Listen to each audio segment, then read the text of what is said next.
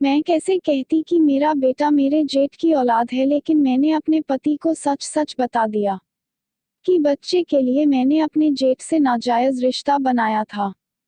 दोस्तों, मेरा नाम रिया है।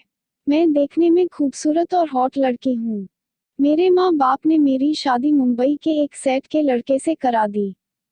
हालांकि मेरा मन नहीं था उस लड़के के साथ शादी करने का, क्योंकि जब लड़के वाले मुझे देखने आए थे तो मुझे लड़का पसंद नहीं आया। मेरा भाई का भी मन नहीं था मेरी शादी उस लड़के से करने का, लेकिन मेरे भाई की नहीं चली।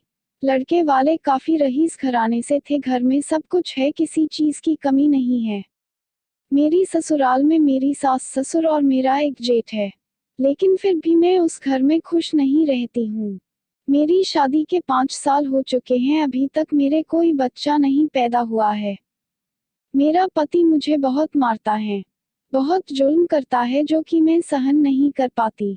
अगर मैं अपने जेठ से बताती हूँ तो उन्हें भी धमकी देता है। मेरी सास भी उसी के कहने पर चलती है। मेरी सास मुझे हमेशा कोसती रहती है, कहीं की बाज कर्मजली मेरे घर के लिए ही बची थी। मेरा पति मुझे कहता, अगर तूने बच्चा नहीं दिया मैं तुझे घर से निकाल दूंगा। लेकिन मेरे जेठ मेरी बहुत कदर करते हैं। मेरा पति जब भी मुझ पर जुल्म करता, मारता, गाली देता, तब मेरा जेठ बीच में बोल पड़ता है कि तू क्यों इसे मार रहा है। तो वो अपने भाई पर ही उंगली उठाता और कहता, तुम कौन होते हो मेरी बीवी के बीच में बोलने वाले। फिर भी मेरा जेठ मेरी तरफ भी बोलता। मैं भी अपने जेठ बहुत पसंद करने लगी थी। इन्हीं सब लड़ाई झगड़ों के चलते मैंने अपने पति से कहा, मेरा इलाज कराओ। एक दिन मेरे पति झगड़ा कर रहे थे, हर हालत में मुझे बच्चा चाहिए, तभी मेरे जेठ ने बीच में आवाज उठाई। उसने कहा, अगर बच्चा नहीं हो रहा तो आप अस्पताल में चेकअप करा लो। मेरे जेठ और मेरी सास के कहने पर मेरा पति मुझे अस्पताल ले गया। डॉक्टर ने हम दोनों का चेकअप किया तो कमी मुझ पर नहीं थी, कमी थी मेरे पति पर थी। फिर भी मेरा पति यह मानने के लिए तैयार नहीं हो रहा था, वह तो बस मेरी कमी निकाल रहा था। एक दिन मेरा पति फिर मुझे मरने लगा और कहने लगा, अगर इस बार बच्चा नहीं हुआ तो मैं तुम्हें घर से निकाल लूंगा। मैं डरी हुई थी कि क्या करूं, बच्चा कैसे लाऊं। मेरा पति इस चीज को समझ नहीं सकता, क्योंकि पति अपने आगे किसी की सुनता ही नहीं। एक दिन घर में कोई नहीं था, मेरे जेठ अपने कमरे में लेटे हुए थे। तभी मैं उनके कमरे में गई और उनके आगे अपनी चादर डाल दी और कहने लगी, जेठ जी आप मुझे बच्चा दे दो, नहीं तुम्हारा भाई मुझे घर से निकाल देगा। तब वह कहने लगे, मैं तुम्हें बच्चा कैसे दे सकता हूँ, अगर बच्चा दे सकता है तो तुम्हारा पति।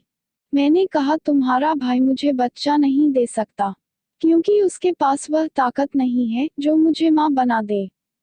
उसने कहा, यह कैसे हो सकता है बिना तुम्हें बेइज्जत किए। मैं तुम्हें बेइज्जत नहीं करना चाहता। तभी मैंने कहा, जेठ जी से, अगर तुमने मुझे बच्चा नहीं दिया तो तुम्हारा भाई मुझे घर से निकाल देगा और आप तमाशा देखते रहना।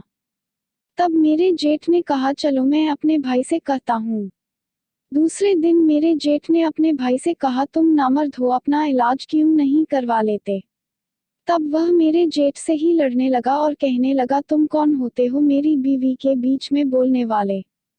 इस तरह से रोज झगड़े के 20 दिन बीत रहे थे। एक दिन मेरे पति घर में सोए हुए थे, अंधेरा बहुत था। मेरे जेठ दूसरे कमरे में सोए हुए थे। रात के 12 बजे मैंने दरवाजा खटखटाया। उसने दरवाजा खोला तो मैं सामने खड़ी थी। उसने मुझको कहा, इतनी रात को तुम यहाँ क्या करने आई हो, यहाँ से चली जाओ, नहीं तो तेरा पति तुझे भी मारेगा और मुझे भी। मैं अपने जेठ के सामने गिड़गिड़ाने लगी और उसके पैरों तले गिर गई। मैंने कहा, जेठ ही मुझे हर हाल में बच्चा चाहिए। वह कहने लगे, ऐसा कैसे हो सकता है। मैंने कहा, अगर आप मुझे आज बच्चा नहीं दिया तो बाद में देखते रहना, जब मैं किसी गैर मर्द के पास जाऊंगी और पूरा गांव तमाशा देखेगा और आप पर थूकेगा। अभी तो घर की बात घर में ही रहेगी, आप मेरी इज्जत बचा लो। और मैं अपने जेठ के सामने रोने लगी। तब मेरे जेठ मेरे आंसू पूछते हुए अपने सीने से लगा लिया। अब मैं ऐसी पड़ी थी जैसे एक पत्नी अपने पति के साथ लेटी हुई हो। मेरे जेठ ने मुझे वह सुख दिया जैसे एक पति अपनी पत्नी को देता है। अगले दिन से मेरे जेठ मुझको पसंद करने लगे थे और मैं भी उनको पसंद करने लगी थी, क्योंकि मेरे जेठ की पत्नी पहले ही एक बच्ची को जन्म देकर मर चुकी थी।